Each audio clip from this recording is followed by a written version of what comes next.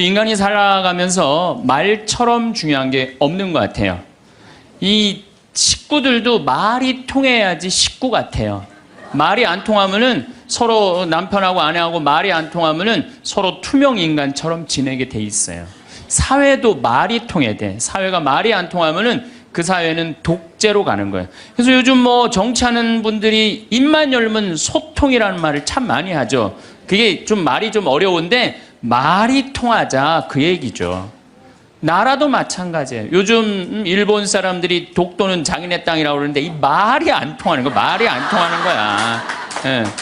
그래서 말이 안 통하면 집안도 붕괴되고, 말이 안 통하면 사회도 붕괴되고, 말이 안 통하면 국가들끼리도 전쟁을 하게 돼 있어요. 인간이라는 인류 역사상 인간에게 말처럼 중요한 건 없는 것 같아요. 또 이 말 한마디에 참 우리는 행복하기도 하고 불행하기도 합니다. 말 한마디에. 근데 이 또 말귀를 못 알아듣는 사람도 너무 많아. 아까도 말씀드렸지만 우리 생태마을에 전화해갖고 많은 분들이 그렇습니다. 거기 생태마을이죠? 네, 생태마을입니다. 생태 팔아요. 이런 분들 너무 많아요. 생태 팔아요. 그래서 우리는 생태 파는 데가 아닙니다. 그러면 그쪽에서 뭐라고 그러냐면은 황태만 취급하세요. 그래요. 황태만 취급하세요. 그래서 우리는 생태 파는 데도 아니고 황태 파는 데도 아니고 천주교 피정집입니다. 그러면은 저쪽에서 뭐라고 그러냐면은 피족에만 취급하신다고요? 말귀 못 알아듣는 경우 참 많은 것 같아요. 그래서 서로 갈등이 생겨요. 똑같은 말을 듣고도 완전히 다르게 알아듣는 경우도 너무너무 많아요. 제가 이번 8월 달에 호주에 강의를 갔어요. 시드니하고 멜버른에. 근데 시드니 이제 강의가 끝나고 신부님이 뭐 블루 마운틴이라는 산을 구경을 시켜주겠대요. 그래서 이제 그 인꼬 부부 두 분이 운전을 하고 신부님하고 나하고 이제 블루 마운틴을, 굉장히 멀더라고요. 블루 마운틴을 다녀서 오는데 거리가 또 뭐 공사를 해갖고 차도 막히고 뭐 이래갖고 형제가 운전을 쭉 하고 있는데 돌아오는 길에 형제가 막 졸더라고요. 근데 이 자매가 부부는 참 느낌이 딱, 나는 조는지 몰랐는데 그 자매가 여보 지금 당신 졸리지? 그러니까 나 지금 깜빡 졸았어 그러더라고요. 그냥 호주에서 그냥 또 그냥 그러더니 아내가 여보 내가 운전할 테니까 당신 오늘 너무 많이 운전했으니까 뒤에서 좀 자. 그러고 난 다음에 조금 잠 깨면 다시 당신이 운전하면 돼. 근데 이 자매가 사실은 좀 관절염이 있었어요. 그래갖고 손이 막 이렇게 퉁그러졌더라고요. 그러니까 뭐 다리도 아프고 막 아프니까 이 남편은 자기가 아무리 졸려도 아내 운전시키기가 싫으니까 자기가 운전을 한 거죠. 근데 이제 자매가 이제 운전대를 잡았는데 뭐 뒤에서 형제님이 막 코를 골고 주무시더라고요. 자매님하고 나하고 이제 두런두런 이런 얘기 저런 얘기 하고 그러는데 이제 해가 뉘엿뉘엿 졌어요. 근데 그날따라 보름달이 뜬 거야. 달이 너무 예쁘게 뜨더라고요. 달이 탁 떴는데 그때 이제 형제가 잠에서 깬 거예요. 근데 이 자매가 나하고 이제 대화를 하는 거 아니에요. 근데 신부님 참 달이 참 그랬단 말이야. 달이 참 그랬어요. 달이 참. 달이 참 그랬는데 그때 형제가 깬 거예요. 그래서 형제가 딱 한마디 하더라고요. 경상도 사람인데 와 절이나 그러더라고요. 나는 그 자매가 달이 참 그랬을 때 달이 참 예쁘다는 말을 할 판이구나. 근데 그 형제는 딱 깼을 때 달이 참 그랬을 때 자기 부인 다리가 아픈 줄 알고 관절염이 있으니까 와 철이나. 똑같은 말도 완전히 자기식으로 생각하면요 완전히 다르게 들어요. 이렇게 완전히 다르게 들음으로 해서 오해되는 일들이 너무 많아요. 그래서 뭐 수많은 갈등들이 일어나죠. 잘못 알아들어서. 자긴 그렇게 알아들었다 이거죠. 또 말 한마디에 사람 인생이 바뀌기도 해요. 말 한마디에. 그 대표적인 사람이 누구냐면 박지성 선수예요. 박지성 선수. 박지성 선수가요 고등학교 때 참 공을 잘 찼대요. 근데 이 박지성 선수의 특징은 뭐냐면은 90분 내내 뛰어다니는 거 쉬지 않고. 그런데 그 박지성 선수의 가치를 아무도 몰랐어요. 그래갖고 프로팀에서도 박지성 선수를 스카우트해가지 않았고 대학교에서도 박지성 선수를 스카우트해가지 않았어요. 그래갖고 박지성 선수 너무 공을 차고 싶었는데 이때 명지대학 감독님이 박지성 선수의 가치를 알아봐요. 그래갖고 딱 뽑으려고 그러니까 이미 축구팀은 다 찬 거야. 보니까 테니스부에 한 명 TO가 남아있는 거야. 그래서 박지성 선수한테 뭐라고 그러냐면은 너 우리 대학교 테니스부로 들어와라. 공은 축구부에 와서 차고. 그래서 박지성 선수는요, 놀랍게도 축구 선수로 대학에 들어간 게 아니라 테니스 선수로 대학을 들어가요. 예, 테니스 선수로 대학을 들어가요. 근데 이 박지성 선수의 이 가치를 누가 알아보느냐 하면 히딩크가 알아봐요. 쭉 다니면서 너무 열심히 뛰거든. 뽑아요. 유명한 프로 선수도 아니고 대학 유명한 유망주도 아니고 박지성 뽑았을 때 히딩크가 많은 욕을 먹었다고 그래요. 그 뭐 맨날 후보로 뛰었죠. 미국 골든컵에서 박지성 선수 뛸 기회가 있는데 또 부상을 입어요. 그러니까 이 박지성 선수 너무 실망해갖고 락카룸에 있는데 히딩크 감독이 통역관을 데리고 와서 뭐라고 딱 1분 떠드는 거예요. 근데 또 박지성 선수가 그때는 영어를 지금은 잘하지만 못 알아듣잖아요. 그래서 통역관한테 지금 저 감독이 나한테 뭐라고 그러는 거냐? 그랬더니 통역관이 하는 말이 박지성 선수 당신은 히딩크 내가 생각하기에 당신 너무너무 훌륭한 선수가 될 자질을 갖고 있다. 앞으로는 세계적인 스타가 될 것이다. 아무도 주목하지 않았는데 이 히딩크라는 이 감독이 말 한마디에 자기 인생이 그 1분에 자기 인생이 바뀌었다는 거예요. 그 다음부터 플레이를 할 때 자신감을 가지고 플레이를 하기 시작했대요. 점점 박지성 선수의 가치가 드러나면서 여러분들 이 포르투갈전 32강 마지막 경기 했을 때 박지성 선수가 이영표 선수가 공을 차고 가슴에 트래핑을 해갖고 딱 골인을 넣죠. 누구한테 제일 먼저 뛰어가죠? 그렇죠. 히딩크한테 탁 끌어안잖아요. 자기 인생의 멘토, 인생을 운명을 바꿔준 사람이잖아요. 말 한마디에 사람이 운명이 바뀌는 거예요. 그래서 세계 최고의 맨유에 입단까지 하고 박지성 선수는 맨유가 역사가 100년이 넘는데 200회 이상 출장한 92번째 선수가 돼요. 물론 지금은 저 팀을 이적을 했지만은 정말 아시아인으로서의 최고의 스타가 된 거죠. 세계적인 스타가. 근데 박지성 선수가 자기 자서전에 뭐라고 그러냐면 그 히딩크 감독이 1분의 칭찬이 내 인생을 바꿔놨다고 얘기를 합니다. 그래서 우리가 말이라는 것처럼 중요한 게 없는 것 같아요. 근데 말에는 등급이 있어요. 말에는 등급이 있어요. 말에는 생명을 살리는 말씀을 하는 사람이 있어요. 말씀을. 또 좋은 열매를 맺는 말씨를 뿌리는 사람이 있어요. 또 입만 열면 상대방 기분 나쁘게 하는 말투를 던지는 사람이 있어요. 여러분들 마르틴 루터 킹 목사라고 아시죠? 예. 이분이 유명한 연설을 해요. I have a dream이라는 유명한 연설을 해요. 근데 그 연설 중에 한 구절이 참 제 마음에 와닿는 구절이 있어요. 나는 꿈이 있습니다. 나는 사람이 피부색으로 평가받지 않고 그 사람의 인격에 의해서 평가받는 세상이 오는 그런 꿈을 꾸고 그런 꿈이 있습니다. 이런 설교를 해요. 흑인이 1960년대 투표권도 없었던 그 사람들인데 지금은 어떻게 됐어요? 미국의 오바마 대통령이 탄생을 했잖아요. 이 명연설, 이건 정말 생명을 살리는 말씀이에요. 말씀. 또 내가 천주교 신자야. 나 사는 게 너무 힘들어. 그냥 사랑도 안 되고 사업도 안 되고 그냥 자식도 안 되고 다 안 돼. 죽어야 되겠다. 내가 이제 이렇게 사느니 차라리 죽는 게 낫다. 그래갖고 죽기 전에 그래도 내가 천주교 신자니까 마지막으로 미사 참여를 하고 죽어야 되겠다. 그래서 마지막 주일날 저녁 미사를 이제 참여를 했어. 근데 그날따라 신부님 강론 말씀이 어쩌면 내 마음을 그렇게 잘 이해를 하고 나를 위로하고 나한테 용기를 주고 나한테 희망을 심어주는 강론 말씀을 했어. 근데 그 말씀을 듣고 마음이 바뀌었어. 성당문을 탁 열고 나갈 때 내가 왜 죽어? 이 좋은 세상. 내가 열심히 살아봐야지. 그리고 주먹을 불끈 쥐고 세상을 나갈 수 있다면 신부님 강론은 생명을 살리는 말씀이에요. 여기 있는 분들도 아마 그런 주위 분들한테 그런 생명을 살리는 말씀을 해주는 분들 많을 거예요. 좋은 말. 살과 피가 되는 그런 말씀 해주는 분들 많잖아요. 그렇죠? 이 최고급 등급이에요. 말에. 근데 두 번째는 말씨야. 말에는 씨가 있어요. 제가 3년 전에 뉴욕에 강의를 갔어요. 그런데 얼마나 많이 모였느냐면 2,000명 정도가 모여요. 2,000명. 엄청나게 많이 모였죠. 강의를 했는데 정말 교우들이 행복하게 강의를 들었어요. 근데 강의를 끝났는데 막 많은 사람들이 악수하고 사진 찍고 하는데 정말로 너무 예쁘게 생긴 아가씨가 원피스를 쫙 입고 날 보더니 싹 미소를 짓더니 다짜고짜 나를 탁 포옹을 하는 거예요. 이게 또 웬 여자냐. 아유, 누구시냐고 그랬더니 신부님 저 기억 안 나냐는 거예요.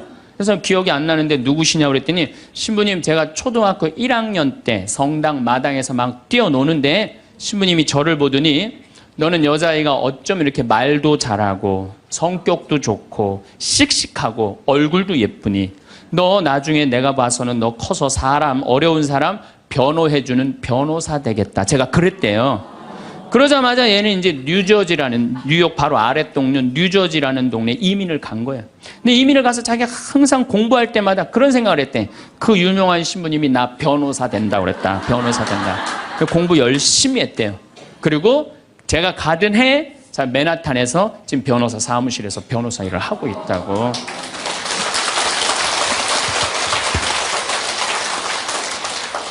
내가 무심결에 뿌린 씨인데 15년 후에 변호사라는 열매가 맺어지더라고요.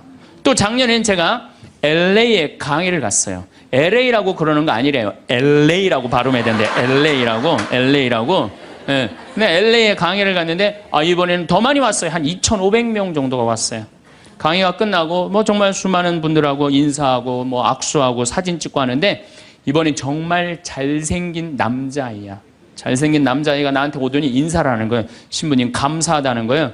그래서 뭐가 감사하냐고. 신부님 제가 평택 비전동 본당에 있을 때 제가 초등학교였는데 신부님 그때 내 손가락을 보더니 너는 남자의 손가락이 이렇게 섬세한 걸로 봐서 너 나중에 커서 사람 살리는 수술 외과 의사가 될 것 같다. 제가 그랬대요. 그러자마자 얘는 이제 LA로 이민을 간 거예요. LA로 이민을 간 거예요. 그래서 공부할 때 항상 손가락을 보고 그런 생각을 했대요. 이 손이 사람을 살리는 손이 된다. 공부 열심히 했대요. 그리고 자기는 지금 UCLA 의대 수술외과 집도의라고 감사하다고 신부님 덕에 내가 이렇게 좋은 의사가 돼서. 그래서 좀 깜짝 놀랐어요. 난 그렇게 말했던 기억이 안 나는데 우리가 어린아이한테 무심코 뿌린 씨가요. 그게 인생을 결정짓는 경우가 참 많아요. 근데 이 말투가 있어. 애를 보고 애들이 얼마나 사랑스럽고 귀해요. 근데 애를 보고 핸대는 소리가 엄마 아빠한테 핸대는 소리가 장군감이나 이러면 얼마나 좋아. 얘 견적 많이 들겠다. 이 말투를 던지는 분들 참 많아요. 기분 나쁘게 말투 던지는 분들. 성당에도 보면은 입만 열면 기분 나쁜 말 하는 분들 계시죠? 아니 신부님이 강론 때 하느님 만나러 오는 건 축제다. 그러니까 주일날 옷 이쁘게 입고 와라. 깨끗한 옷 입고 와라. 가끔 그런 말 하잖아요. 그래서 나도 정말로 예쁜 옷을 입고 가야지. 그래갖고 예쁜 옷을 입고 성당에 왔어. 근데 딱 자매 하나가 한다는 소리가 누굴 또 홀리려고 여시같이 입고 왔어. 꼭 그렇게 말하는 사람들이 있어요. 그렇죠? 기둥뿌리 뽑았냐? 뭐 개 탔냐? 뭐 이래갖고 아주 상처를 주는 분들이 있어요. 입만 열면은 상대방 무시하고 가슴에 아픈 거를 이렇게 심어주는 분들이 참 많습니다. 말에는요, 가는 말이 고와야 오는 말이 고와요. 한 10년 만에 한 60에 헤어졌는데 70에 만났어. 내 친구가 한다는 소리가 야, 너 10년 동안 안 보는 동안 팍싹 늙었다. 그러면은 이쪽에서 팍싹 늙었다고 말들은 이 사람은 너 10년 동안 안 보는 동안 팍싹 늙었다. 그런 친구한테 뭐라고 그럴 것 같아요? 너도 만만치 않아. 가는 말이 고와야 오는 말이 고운 거예요. 그런데 10년 만에 만났어. 너 10년 동안 안 보는 사이 뭐 이렇게 나이 하나도 안 먹었어. 어쩜 이렇게 고우니 너는? 그럼 이쪽에서는 또 뭐라 그럴 것 같아요? 너도 참 곱게 늙어간다 얘. 가는 말이 고와야지 오는 말이에요. 근데 우리는 말투가 너무 많아요. 이 말투를 누구끼리 제일 험하게 하느냐? 부부끼리 제일 험하게, 부부끼리.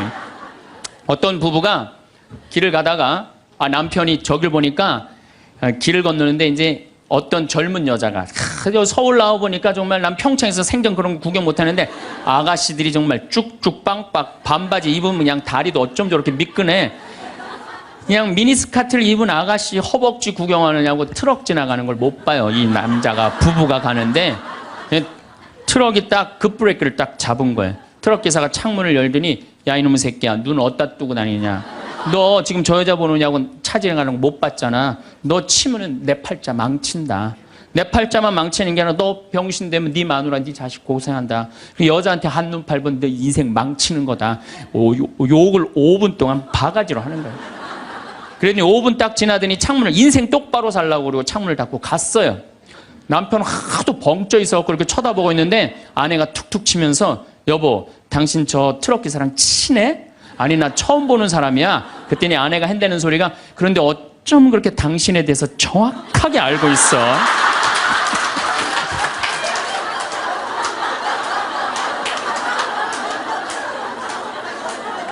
여러분들 그런 경우 많지 않아요? 남편한테 무슨 말을 하면 저 남편이 가슴 아플까? 이것만 골라서 하는 분들 많아요. 반대로 우리 형제님들, 제가 언젠가도 이런 강의 때 말씀을 드렸는데 형제님들, 내가 가정방문 다니고 초청 받으러 가면은요 참 살림 잘 사는 자매들 많아요. 가보면 집이 어쩜 그렇게 깨끗해. 음식도 깔끔하게 하고 그냥 딱 치마 입고 그냥 드레스 입고 딱 음식 준비하면 너무너무 이쁘고 참 부럽더라고요. 그래서 내가 한마디에 형제한테 형제님 다 이렇게 살림 잘하는 부인 같이 살아서 너무너무 행복하시겠어요? 그럼 많은 경우 형제님이 이렇게 물어봐요. 신부님 우리 마누라 마음에 드세요? 너무 마음에 들어요. 그럼 뭐라 그래요? 신부님 데리고 가세요 그냥.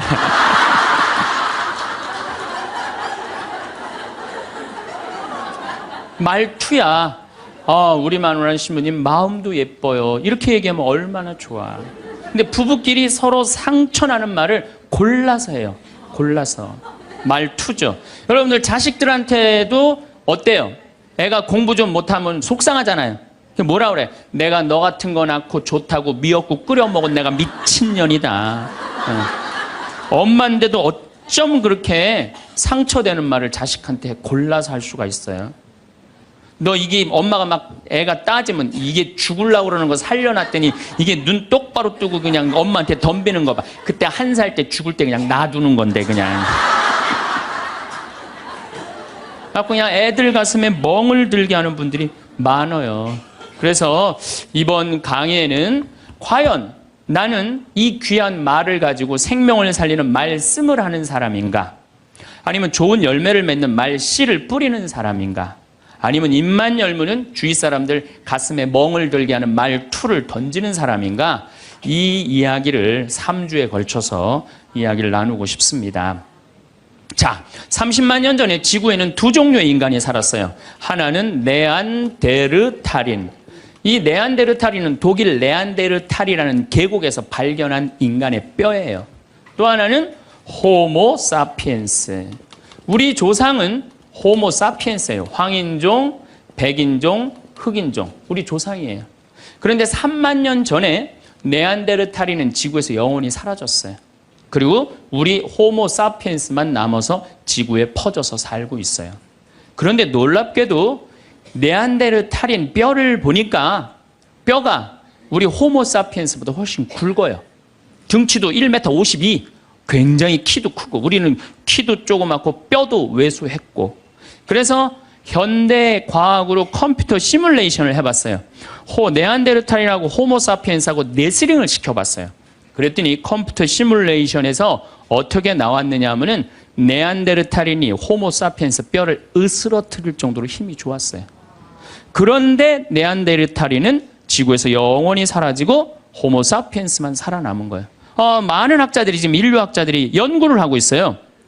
어떻게 우리가 살아남을 수 있었을까? 호모사피엔스는 바늘을 했대요.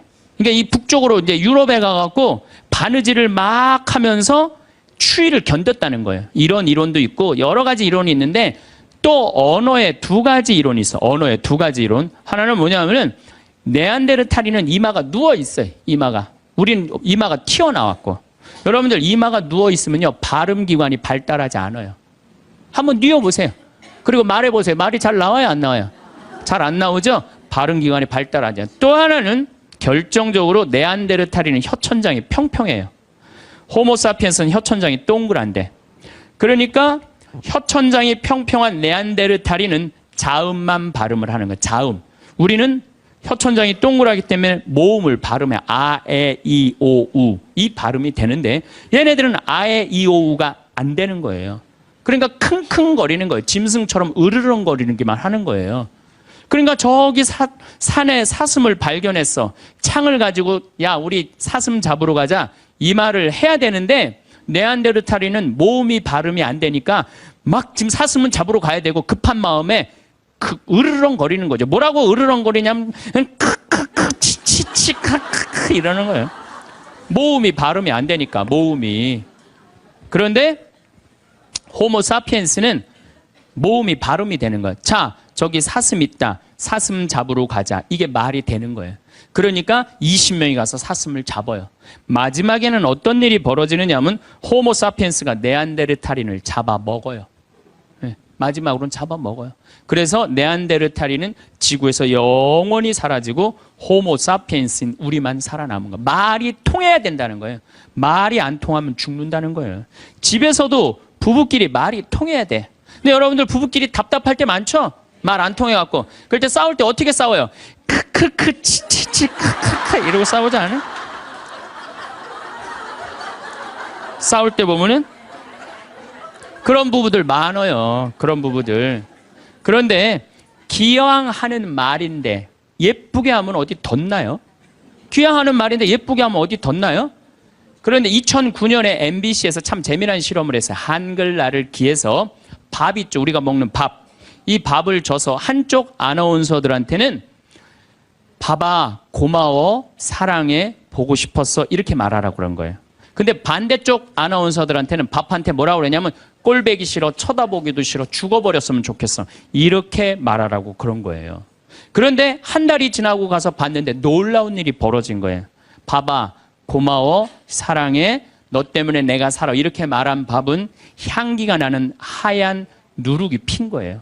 그런데 쳐다보기 싫어, 꼴배기 싫어, 죽어버렸으면 좋겠어 이렇게 말한 밥은 미워 이렇게 말한 밥은 새카맣게 썩은 냄새가 나요. 새카맣게 향기가 나는 누룩. 여러분들 쳐보세요. 그 실험이 나와요. 향기가 나는 누룩, 완전히 썩어버린 밥. 밥도 고맙다, 이쁘다, 감사다 이러면 향기가 나는데 사람은 어떨 것 같아? 사람.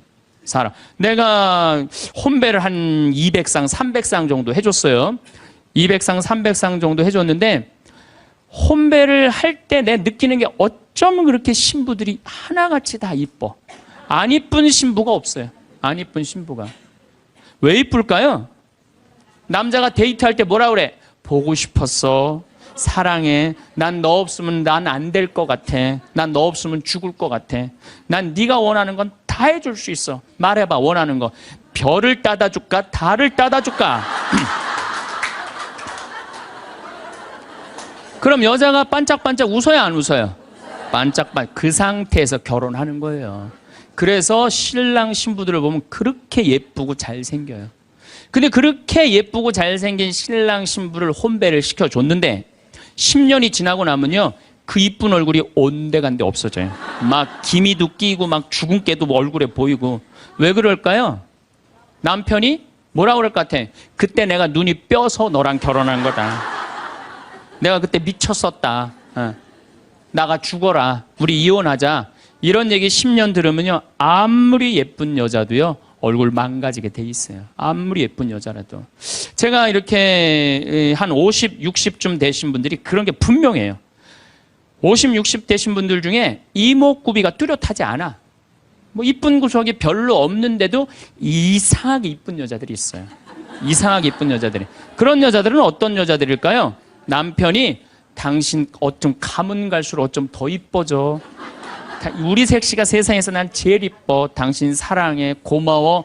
이런 얘기 20년 들으면은요 이목구비가 뚜렷하지 않아도요 이상하게 예뻐져요.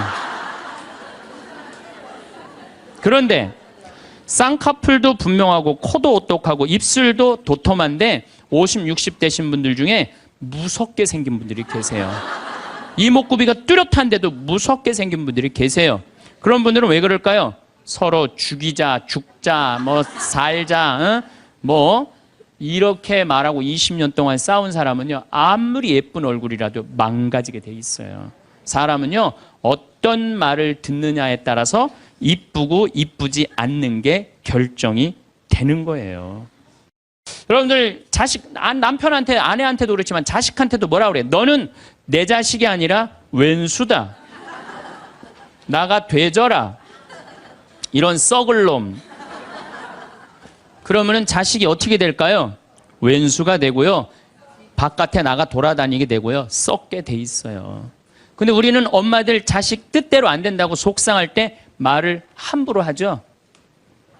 여러분들 생각을 해봐요. 우리 아들이 있어. 공부 좀 못해. 공부 못하면 어때요? 나는 공부 잘하는 거 그렇게 훌륭하다고 생각 안 해요. 근데 우리는 공부를 못하면 대한민국은 죄인 취급하잖아요. 어쨌든 공부를 못해. 그런데 아들한테 엄마가 괜찮아. 공부 못하면 어때? 이렇게 잘생긴 아들 하느님이 우리 집에 떨어뜨려 주었고 엄마는 밥 안 먹어도 우리 아들만 봐도 배불러. 이런 소리 듣고 자라는 애들은요. 삐뚤어질 수가 없어요. 딸 보고도 이렇게 이쁜 딸 혼자 보기 너무 아깝다. 어쩜 이렇게 이쁜 딸이 얘네들 삐뚤어질 수가 없어요. 남편도 아침에 출근할 때 이렇게 잘생긴 남편 어떻게 보내? 여보, 내가 나가서 버릴 테니까 당신 집에 있어.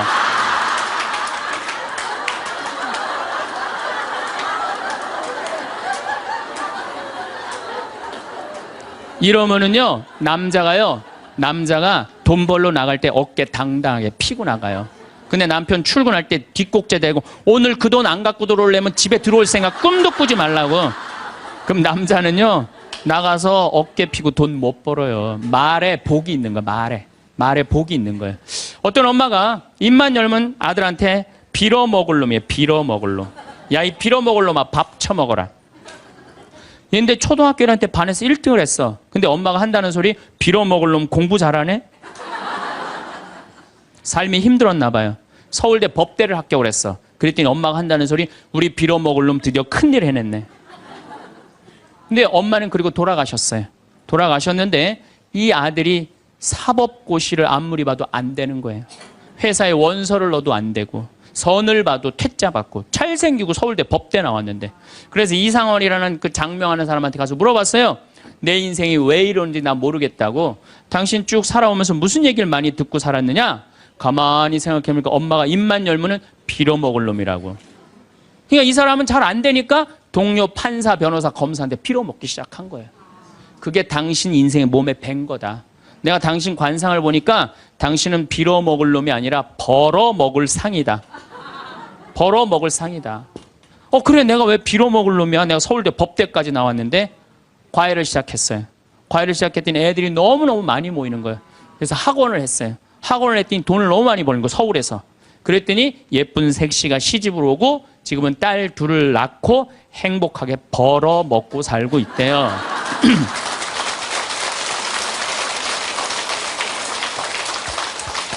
말 한마디에요, 사람 운명이 갈리는 거예요. 말 한마디에. 여러분들은 자식이나 남편, 아내한테 정말 좋은 말을 해주느냐, 생명을 살리는 말을 하느냐, 좋은 열매를 맺는 말을 하느냐, 이거 생각해봐야 돼요. 여러분들 친구 집에 음식점에 갔어. 음식점에 가갖고 친구한테 요즘 장사 잘 돼? 그랬더니 친구가 한다는 말이 이명박 정부 들어부터 되는 게 하나도 없어. 이러다가 망할 것 같아, 망할 것 같아. 꼭 남 탓하는 사람 있잖아요. 똥파리만 날려, 똥파리만. 근데 또 다른 친구 식당에 갔어요. 그랬더니 다른 친구가 장사 잘 돼? 남들은 힘들대는데 우리 집엔 단골 손님들이 와갖고 내가 매일 가락시장에 가갖고 신선한 재료로 음식을 준비를 해.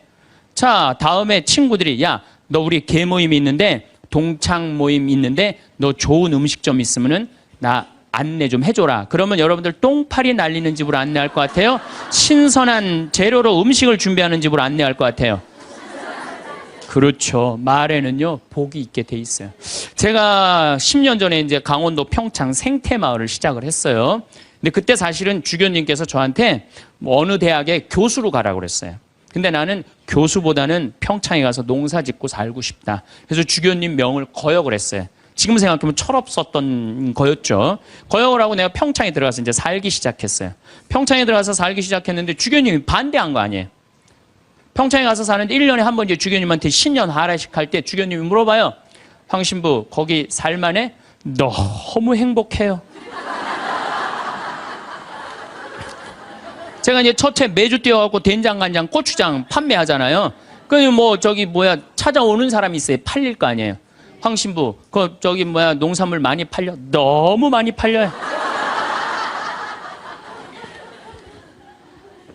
황 신부, 거기 사람들은 많이 와? 첫 해는 개미새끼도 안 왔어요. 알아야지 올 거 아니에요. 근데 내가 너무 많이 와요. 저는 제가 생태마을에 살면서 한 번도 생태마을이 사는 게 힘들다, 지겹다, 나 빨리 본당 내보내줘라 그런 소리 한 적이 한 번도 없어요. 그리고 내가 방송에 나가서든 어디 강의 가서든 나는 평창에 사는 게 너무 행복하다. 밤하늘에 별도 예쁘고 요즘은 또 이 물이 풍부해갖고 아침에 물 한 개가 피면요 아침에 일어나면 기가 막혀요. 네. 내가 좋다 아름답다는 얘기만 하니까 강의 듣는 사람들이 무슨 생각할 것 같아요? 한번 가봐야지. 한번 가봐야지. 그러니까 첫 해는 1000명 정도밖에 안 왔는데 작년에는 3만 명이 오르더니 올해는 4만 명까지 지금 왔어요. 4만 명. 사람들이 너무 많이 오는 거예요. 말이 뭐를 불러일으켜? 복을 불러일으키는 거, 복을. 근데 우리 직원들한테도 올 연초에도 회의할 때 그랬어요. 올해 느낌이 너무 좋아. 대박 터질 것 같아. 너희들 열심히 준비해. 근데 내가 우리 직원들한테 회의할 때 니네들 이렇게 하면 망한다. 니네들 똑바로 해. 망할 것 같으니까 똑바로 해. 그럼 이 직원들은요. 집에 가갖고 직장 알아봐요. 곧 망할 직장에 마음이 가겠어요? 그런데 올해 대박 터질 것 같아. 마음이요. 벌써 놓이는 거예요. 그래서 내가 우리 직원들한테 8월 말까지 예약이 2월 달에 차면 내가 니네들 유럽 기차 여행 데려갈게. 내가 그랬어요. 그랬는데 12월까지 예약이 꽉 찬 거예요. 그래갖고 오늘 이 여행 보증금 내라고 왔어요. 그래서 23명 우리 직원들 데리고 내년 유럽에 다 가요. 예.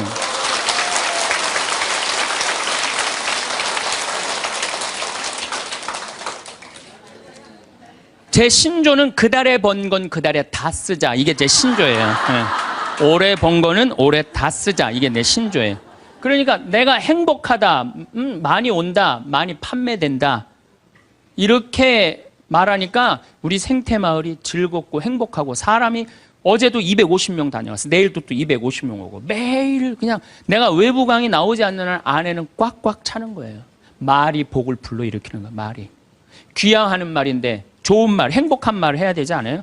근데 우리는 현대인들은 이런 특성이 있어요. 입만 열면은 힘들어 죽겠다, 지겨워 죽겠다, 이렇게 사느니 죽는 게 낫다. 이런 소리 참 많이 해요. 그런 소리 많이 하죠? 또요, 우리 할머니들 늙으면 죽어야 된다. 이런 소리 많이 하잖아요. 죽으면서 그런 소리 하면은 이쁘긴 한데 죽지도 않으면서 그냥 늙으면 죽어야 된다. 우리 어머니가 60 넘어서 딱 뭐라 그러셨어요? 아유, 늙으면 죽어야 돼. 깜짝 놀랐어요. 내가 효도할 때가 됐는데 벌써 돌아가시면 어떡해. 그래갖고 나는 신부 5년 휴가 동안 정말 거의 내 모든 휴가는 어머니 아버지를 위해서 썼어요. 성지순례, 이스라엘, 그다음에 또 무슨 우리나라 좋대는데 금강산, 무슨 백두산 다 모시고 갔다 왔어요. 죽는다니까 빨리 갔다 와야 될 거 아니야. 빨리 갔다 와야 될 거 아니야. 그런데 그렇게 60 넘어서 늙으면 죽어야 돼. 그 소리를 했는데 깜짝 놀랐는데 요즘은 그 소리 들으면 신경질 난다니까요. 그 소리 하신 지 20년이 지났어요. 20년. 갈 생각을 안 하세요. 아버지는 피부가 더 뺑뺑하고 어머니도 더 고와지세요. 그러니까 죽지도 않을 거면서 힘들어 죽겠다, 지겨워 죽겠다, 사는 게 지겹다. 이게 말이 안 된다는 거죠. 복을 차는 거예요. 여러분들 2년 전인가 우리 서울교구 시각장애우들 100분이 우리 생태마을에 오셨어요. 정말 그분들 기쁘더라고요. 그래서 내가 뭐가 그렇게 기쁘냐 그랬더니 신부님 우린 눈에 뵈는 게 없어서 행복하다고. 눈에 뵈는 게 없어서 행복하다고. 그런데 그분 4분이 여러분들 제가 시각장애우들이랑 1년을 같이 살았어요. 상계동에서 1년을 살았는데 너무 잘 알아요. 그분들 뭐 젓가락 비비는 거 뭐 노름도 다 해요. 할 거 다 해요. 예, 뭐 별걸 다 하는데 시각이 이게 어렸을 때 열이 너무 나갖고 시각을 잃어버리는 경우 많거든. 그땐 눈알을 빼요. 이 눈알이 있는 분들이 있고 아예 알을 빼는 분들도 있어요. 근데 이 눈알을 빼면 중증들이에요. 중증들. 눈이 있어도 흐릿하게 보이는 분들도 있어요. 근데 이 눈알을 뺀 내 형제가 우리 생태마을 그 데크, 강이 내려다보는 데크에 서서 이렇게 말하는 거예요. 야, 베드로야, 내가 50년 동안 우리나라 참 많이 다녀봤는데 이렇게 경치 좋은 데는 처음 본다. 그래서 내가 물어봤어요. 아니, 이게 경치 좋은지 당신들이 어떻게 아느냐 그랬더니 신부님, 강물 소리 들리지 않느냐, 강물 소리. 새소리 들리지 않느냐 이거야. 그 다음에 느티나무 바람에 흔들리는 소리 들리지 않느냐. 또 5월 달에 오셨는데 아카시아 향기, 공기, 이렇게 경치 좋은 데는 처음이라는 거야. 얼마 전에도 우리 생태마을에 교수님인데 60에 시력을 잃기 시작해갖고 65세 완전히 시력을 잃으신 교수님이 오셨어요. 근데 그분이 나하고 밥을 먹으면서 이런 말씀을 하시더라고요. 신부님, 저도 오래간만에 새벽에 강물 소리, 너무 듣기 좋은 강물 소리 들어서 3시간 동안 강물 소리에 흠뻑 젖었다는 거예요. 그리고 새벽에 새가 우는데 너무 자기 오래간만에 행복했다고. 근데 여러분들은 이 두 눈으로 온 세상을 다 보면서도 사는 게 지겨워 죽겠어. 이렇게 사느니 죽는 게 나. 눈이 아깝다 이거예요. 눈이 아깝다. 눈알 하나 갈아 끼는데 얼마 들어? 1억 들어. 1억. 2개 갈아 끼면 2억이야. 2억. 지금 난 눈 뜨고 쳐다보고 있는 분들 지금 2억 지금 깔고 있는 거야. 지금 2억.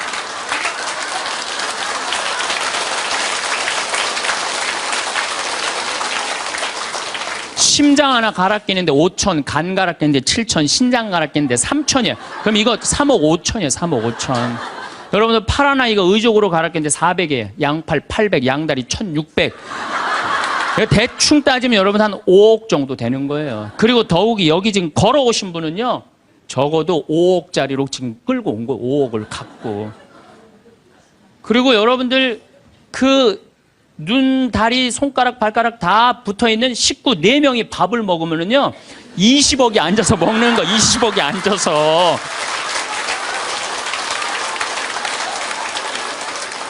아니, 20억이 앉아서 먹으면서 사는 게 지겹다, 이렇게 사는 게 죽는 게 낫다. 하느님이 주신 축복을 날리는 거예요, 날리는 거예요. 밥 먹을 때 재산이 없으면 어때요? 출세 안 하면 어때요? 앉아서 뭐라 그러면서 먹어. 우리 20억 밥 먹자. 얼마나 행복해. 여러분들이 사는 게 괴로운 게 뭐냐 하면은, 욕심이 너무 많아서 그래. 그래서 입에서 나오는 게 지겹고 불만만 나오는 거야. 사는 게 힘들면은 좋은 소리가 안 나오잖아요. 욕심이 많으면 사는 게 힘들어져요. 사는 게 힘들어서 욕심이 생기는 게 아니라 욕심이 많아서 사는 게 힘들어집니다. 여러분들 욕심만 안 피면요, 우리 인생 괴롭지 않아요. 그러니까 괴로운 사람들은 입만 열면 힘들다 그래. 여러분들 가수 윤한기 씨 알죠? 이 윤한기 씨가 사실은 아버지가 미 8군에 노래하던 분이에요. 어머니는 무용수였어요. 그런데 아버지가 마약을 하시다가 나중에 폐결핵으로 돌아가세요. 어머니는 무용수 따라다니는데 허리가 잘못돼갖고 또 돌아가세요. 천하에 누구만 남느냐면 윤복희, 윤한기 둘만 남는 거예요. 부모는 일찍 돌아가시고. 그렇게 이 윤한기 씨 자서전을 읽어보면 너무 배가 고파갖고 해병대 지원해서 갔다는 거 아니에요. 그렇게 힘들고 고통스러웠던 윤한기 씨는 행복하지 않았어요.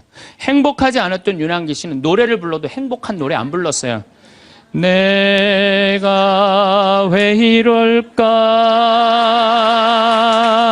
오지 않을 사람을 어디선가 웃으면서 와줄 것만 같은데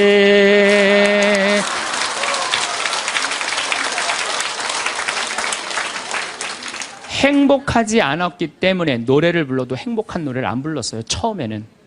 차라리 그 사람을 만나지 않았던들 이 고통 이 괴로움 나에겐 없을걸.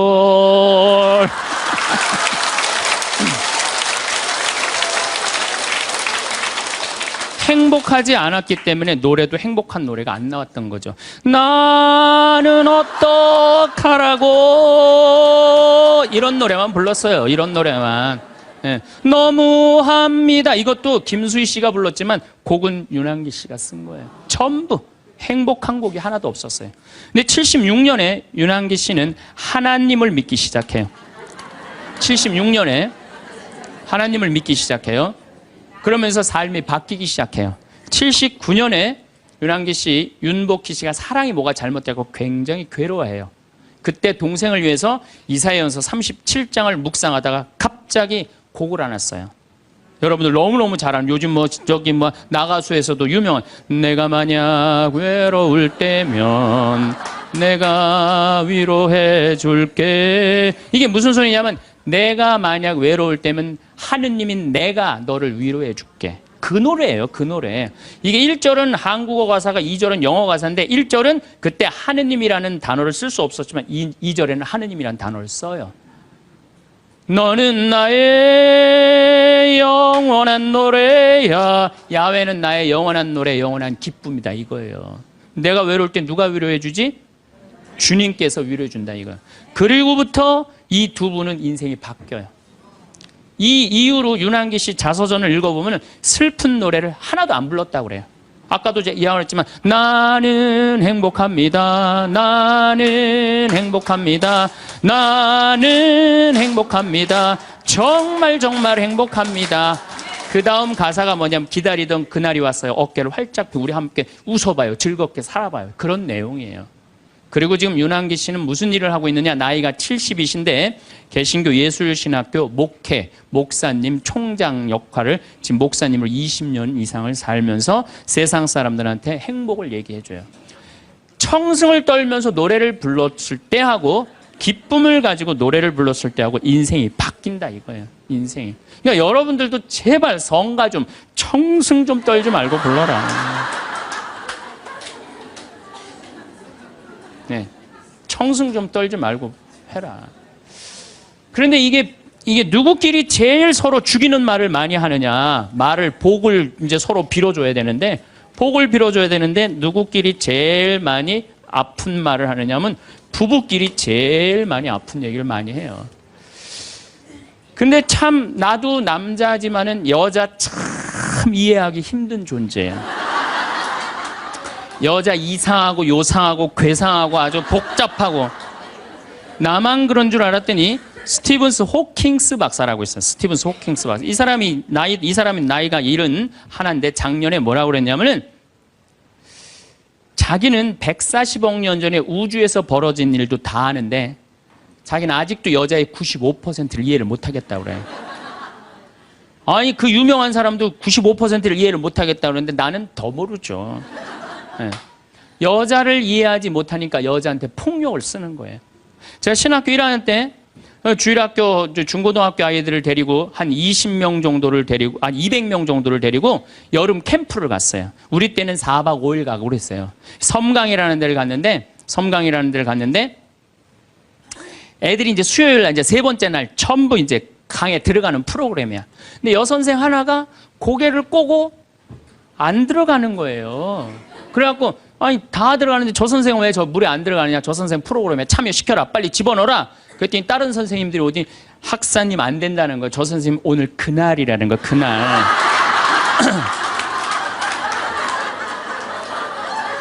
근데 내가 신학교 1학년이 그날이 뭔지 어떻게 알아요? 그래서 내가 물어봤어요. 그날이 뭔데? 아, 학사님 오늘 저 선생님 그날이라 안 된다니. 오늘 물에 들어가는 날이지 그날이 뭔데?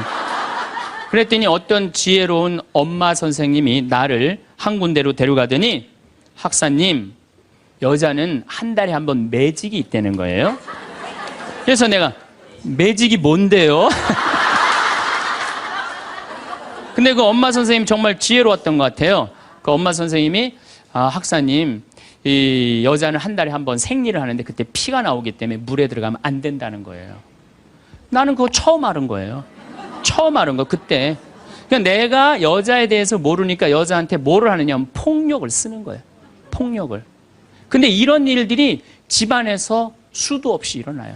남자는 여자를 이해하지 못해서 폭력을 쓰고 여자는 남자를 이해하지 못해서 폭력을 쓰고 그래서 서로 답답하다고 싸울 때 보면 크크크 치치치 크크크 이러고 싸워요. 말이 안 통한다고. 그러니까 여자에 대한 생물학적 특징을 알아야 되고 남자에 대한 생물학적 특징을 알아야 되는데 그거에 대해서 서로 모르는 거예요. 근데 이제는 알아야 돼요. 왜 알아야 되느냐 하면은 옛날에는 남자하고 여자하고 20살에 결혼해갖고 50살에 죽었어요. 남자, 여자. 20살에 결혼해갖고 애 한 열 낳다 보면요. 애 낳다가 죽어요. 남자는 애 키우다 죽어요. 갈등이 있을 수가 없어요. 부부라고 그러지만은 한 집에 살지도 않아. 안사람, 바깥사람. 그러고 그냥 사는 거예요. 근데 요즘은 안 죽어. 100살까지.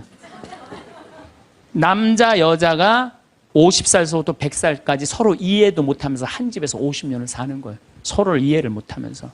그러니까 말이 어떤 말이 나와? 상대방한테 가슴에 멍을 들게 하는 말이 나오는 거예요. 멍이 들게 하는 말을. 그래서 다음 시간에는 과연 우리 남자, 여자가 도대체 어떤 특징을 갖고 있기 때문에 서로 크크크 치치치 크크크 하고 싸우는지 왜 남자 여자가 서로 으르렁거리면서 잡아먹을 듯이 싸우는지 그 이야기를 다음 시간에 하도록 하겠습니다. 황창현 신부님 말씀 어떠셨나요? 세월이 흘러마는 것을 경험하고 지혜를 얻으신 지금 어쩌면 가장 가까이에 있어 그 소중함을 잊기 쉬운 것이 바로 말이 아닐까 싶습니다. 우리가 주고받는 정겨운 대화 속에 때로는 무심코 던진 한마디 속에 우리 삶을 움직이는 큰 힘이 숨어 있습니다. 이 말이라는 것은 우리가 떠난 후에도 오랫동안 남아 사람들의 기억 속에 영향을 미치기도 하는 소중한 유산과도 같습니다. 오늘은 그 말에 담긴 놀라운 힘, 그리고 그 힘을 우리 삶에 긍정적으로 사용하는 방법에 대해 함께 이야기 나누고자 합니다. 혹시 이런 생각 해보셨나요? 내가 하는 말이 정말 다른 사람에게 또 나에게 영향을 줄까? 네, 그렇습니다. 우리가 무심코 뱉는 말에도 생각보다 훨씬 큰 힘이 숨어 있습니다. 어릴 적 들었던 칭찬 한마디가 평생의 좌우명이 되기도 하고 반대로 가슴에 박힌 비수 같은 말 한마디가 두고두고 상처로 남기도 하는 것을 보면 알 수 있습니다. 마치 작은 씨앗 하나가 거대한 나무로 자라나듯 우리가 하는 말 한마디가 우리 자신과 주변 사람들의 마음에 뿌려져 생각과 감정, 나아가 행동까지 변화시킬 수 있습니다. 예전에 한 할머니가 계셨습니다. 그분은 늘 얼굴에 온화한 웃음이 가득했고 만나는 사람마다 오늘 참 좋아 보이십니다. 어쩜 그리 정정하세요? 따님 이야기는 언제 들어도 흐뭇합니다. 하며 진심에서 우러나오는 칭찬을 아끼지 않으셨다 합니다. 그러자 신기하게도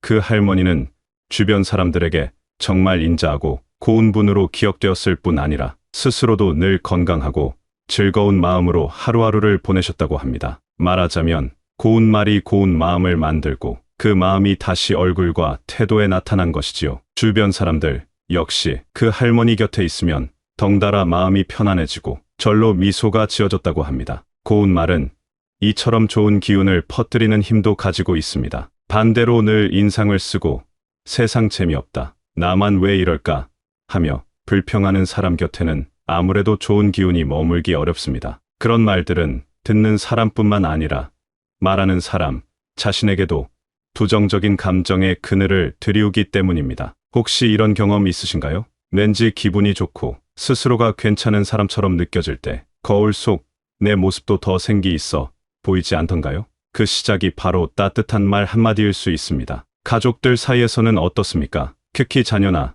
손주들에게 건네는 따뜻한 말 한마디는 아이들 마음속에 커다란 희망의 나무를 심는 것과 같습니다. 내가 있어서 정말 행복하다. 실수해도 괜찮아. 다시 해보면 된단다.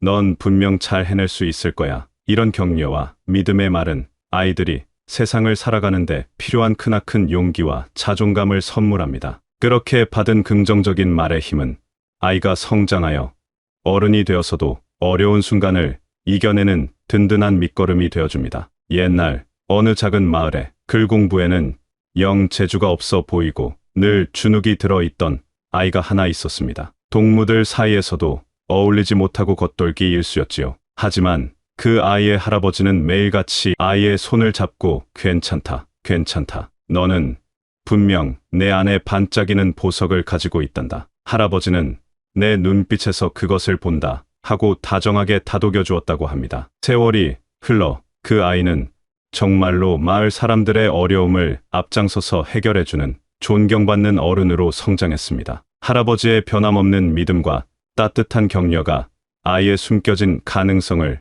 활짝 꽃피운 것입니다. 수십 년을 함께 살아온 부부가 있었습니다. 젊은 날에는 사소한 일로 다투기도 하고 서로에게 상처 주는 말을 하기도 했지만 나이가 들면서 서로에게 여보, 고맙소, 당신 덕분에 내가 이렇게 편안하게 지내오라는 말을 자주 건넸다고 합니다. 처음에는 쑥스럽던 그 말들이 쌓이고 쌓여 지난날의 서운함은 눈 녹듯 사라지고 서로를 바라보는 눈빛은 더욱 따뜻하고 애틋해졌다고 합니다. 이렇게 서로에게 건네는 다정한 말들은 힘든 시절을 함께 견디는 부드러운 방석이 되어주기도 합니다. 말 한마디가 오랜 세월 함께한 관계를 얼마나 아름답고 깊이 있게 가꿀 수 있는지 보여주는 가슴 뭉클한 이야기입니다. 그런데 때로는 우리도 모르게 부정적인 말을 습관처럼 할 때가 있습니다. 아이고, 힘들어 죽겠다. 나이 드니 되는 일이 하나도 없어. 요즘 젊은 것들은 버릇이 없어. 이런 말들이 입에 붙으면 정말로 우리 삶이 그렇게 고되고 불만스럽게 흘러가는 것처럼 느껴질 수 있습니다. 혹시 말이 씨가 된다는 옛말을 들어보셨지요? 정말 그렇습니다. 자꾸 힘들다, 안 된다고 말하면 우리 뇌는 그 말을 사실로 받아들이려고 한답니다. 그러다 보면 정말로 작은 어려움도 큰 산처럼 느껴지고 새로운 일을 시작하거나 즐거운 일을 찾을 엄두도 내지 못하게 됩니다. 심지어 계속되는 부정적인 생각과 말은 몸의 긴장도를 높여 건강에도 좋지 않은 영향을 줄 수 있다고 합니다. 마치 스스로에게 보이지 않는 벽을 겹겹이 치는 것과 같습니다. 집안에서도 누군가 계속해서 한숨을 쉬고 부정적인 말만 한다면 온 가족의 기분까지 축 처지고 대화가 끊기게 만들 수 있습니다. 맑고 잔잔한 호수에 검은 먹물 한 방울이 떨어져 순식간에 번져나가는 것과 같지요. 한 번은 이런 이야기도 있습니다. 평생 앞을 보지 못하는 분이 계셨는데 그분은 늘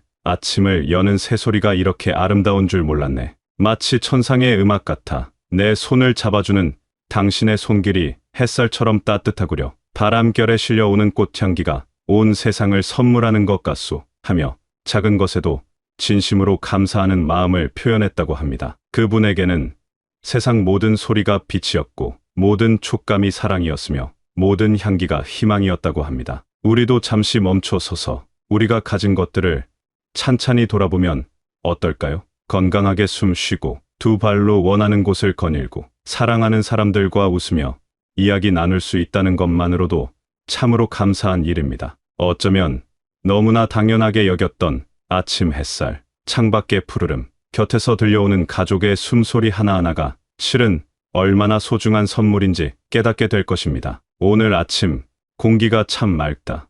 손주 녀석 웃음소리가 약이네. 따뜻한 밥 한 끼 먹을 수 있어 행복하다.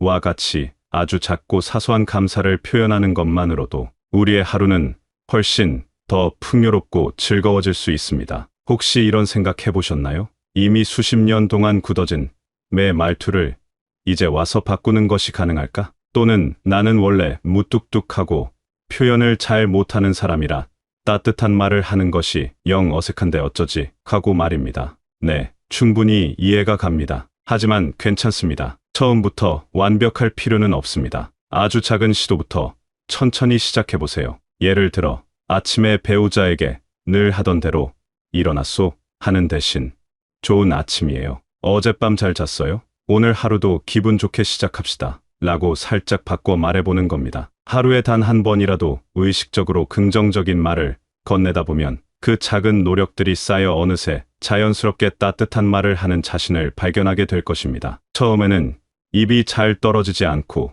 어색할 수 있습니다. 하지만 그 어색함은 잠깐이고 그 말을 들은 상대방의 얼굴에 번지는 잔잔한 미소와 놀람은 생각보다 오래도록 여러분의 마음에 기분 좋은 울림을 줄 것입니다. 마치 오랫동안 쓰지 않던 근육을 다시 움직이기 시작할 때처럼 처음에는 뻐근하지만 꾸준히 사용하다 보면 자연스러워지는 것과 같습니다. 여러분, 우리의 남은 삶을 더욱 아름답고 평화롭게 그리고 의미 있게 만드는 열쇠는 어쩌면 아주 가까운 곳, 바로 우리 자신 안에 있습니다. 그것은 바로 우리가 매일 사용하고 듣는 말입니다. 오늘부터라도 긍정의 말을 마음에 담고 사랑과 감사의 말을 입술에 담아 표현해 보십시오. 작은 미소와 함께 건네는 따뜻한 인사 한마디, 진심을 담은 칭찬 한마디가 기적을 만들 수도 있습니다. 그렇게 한마디 한마디 정성껏 쌓인 따뜻한 말들이 여러분의 삶을 더욱 환하게 비추고